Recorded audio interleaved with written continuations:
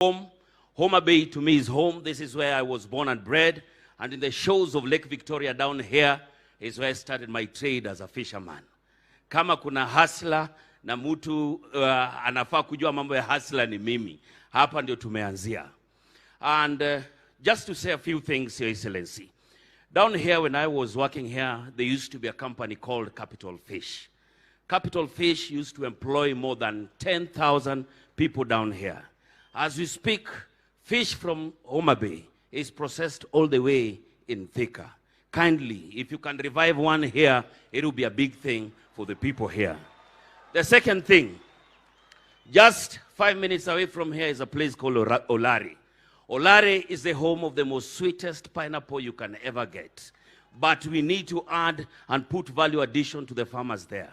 A food processing factory down here in Olari will make a lot of sense. Your Excellency, this is Homa Bay, the county of great potential.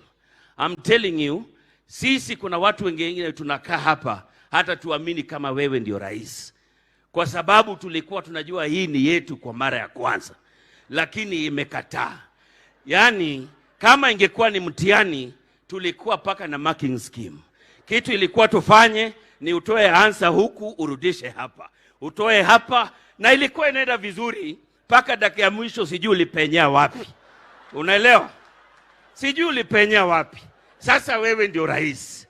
Na rais ni William Samoei Ruto. Unaelewa? Na next week, mimi naenda kusimama mbele ya chama yangu ODM kwa sababu nimeitwa kwa disciplinary committee. Na nimeangalia mashtaka yote, ile kubwa zaidi ni kuwa mimi ni rafiki yako.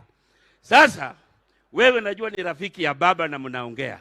Muongeleshe, kwa sababu nikiona watu tumeshtakiwa naye, Ojienda wakili,